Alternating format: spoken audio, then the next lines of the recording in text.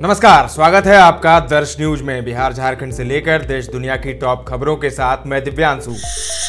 खबरों की तरफ विस्तार से बढ़ेंगे, लेकिन सबसे पहले एक नजर हेडलाइंस पर। दिल्ली के सीएम अरविंद केजरीवाल की ईडी हिरासत को कोर्ट ने बढ़ाया। अब 1 अप्रैल तक रहेंगे हिरासत में। पद से हटाने वाली याचिका पर मिली राहत। लोकसभा चुनाव के दूसरे चरण के लिए नामांकन प्रक्रिया आज से शुरू। 12 राज्यों की 88 संसदीय सीटों के लिए 4 अप्रैल तक होगा नामांकन।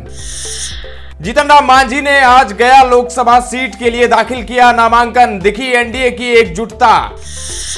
लोकसभा चुनाव 2024 को लेकर महागठबंधन में सीटों का बंटवारा लगभग तय। 26-9-5 का बना फॉर्मूला। पप्पू यादव नाराज।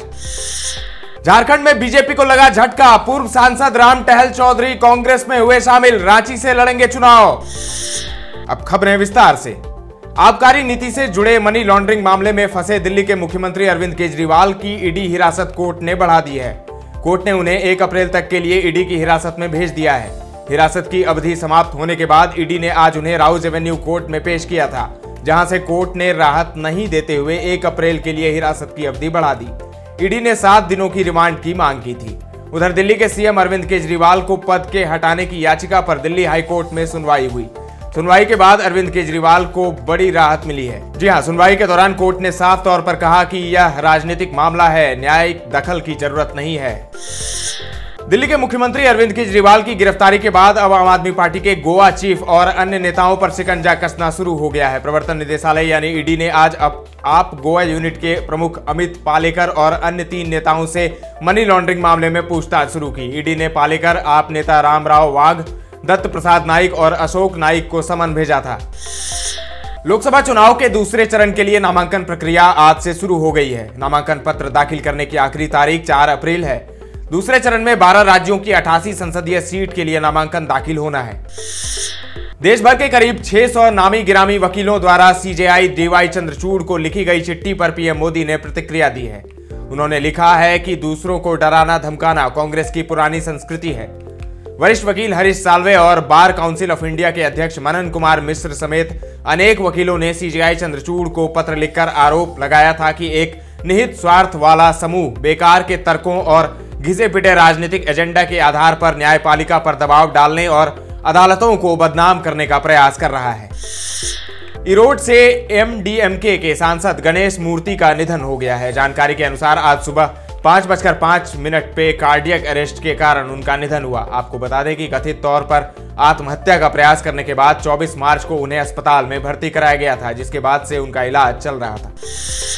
पूर्व सांसद और मशहूर फिल्म स्टार गोविंदा एकनाथ शिंदे गुट की शिवसेना में शामिल हो गए हैं। गोविंदा को मुंबई उत्तर पश्चिम लोकसभा सीट से शिवसेना यूबीटी के अमोल कीर्तिकर के मुकाबले मैदान में उतारा जा सकता है। 2004 के लोकसभा चुनाव में गोविंदा ने कांग्रेस के बैनर तले मुंबई उत्तर लोकसभा से चुनाव लड़ा था। उन्होंने बीजेपी के वरिष्ठ नेता राम नाइक को हराया था। हालांकि बाद में गोविंदा ने 2009 के लोकसभा चुनाव में चुनाव न लड़ने का फैसला करते हुए कांग्रेस पार्टी और राजनीति से नाता तोड़ लिया था। अब बात बिहार की। जीतन राम मांझी ने गुरुवार को गया समाहरणालय में अपना नॉमिनेशन किया। इस दौरान डिप्टी सीएम सम्राट चौधरी व भाजपा के एमएलसी मंगल पांडे भी मौजूद रहे। नामांकन के पहले मीडिया से बातचीत में जीतन राम मांझी ने कहा कि मैंने एक सपना देखा था कि विधायक बनूं और यह भी सपना देखा था कि सांसद बनूं। आगे क्या होगा हमें इसकी चिंता नहीं है। उन्होंने कहा कि हम कर्म पर विश्वास रखते हैं। राजद प्रत्याशी कुमार सरजीत ने भी आज अपना नामांकन दाखिल किया। सम्राट चौधरी ने फिर दोहराया कि लालू के लिए आरक्षण का मतलब अपना परिवार होता है। पहले उन्होंने अपनी पत्नी राबड़ी देवी को बिहार का मुख्यमंत्री बनाया। फिर उन्होंने देखा कि तेजस्वी यादव क्रिकेट नहीं खेल पा रहे हैं और पानी ढो रहे हैं, तो उनको उप मुख्यमंत्री बना दो। दूसरा बेटा तेज प्रताप यादव हरे राम हरे कृष्ण करता है, इसीलिए इसको भी मंत्री बना दो।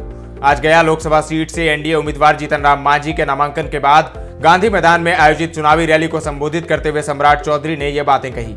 मांझी के नामांकन में एनडीए की एकजुटता देखने को मिली। इस दौरान बीजेपी प्रदेश अध्यक्ष सह डिप्टी सीएम सम्राट चौधरी, लोजपा रामविलास के मुखिया चिराग पासवान, राष्ट्रीय लोक मोर्चा के प्रमुख उपेंद्र कुशवाहा और मुख्यमंत्री नीतीश कुमार की पार्टी जेडीयू से मंत्री श्रवण कुमार एवं एमएलसी आफाक अहमद खान मौजूद रहे।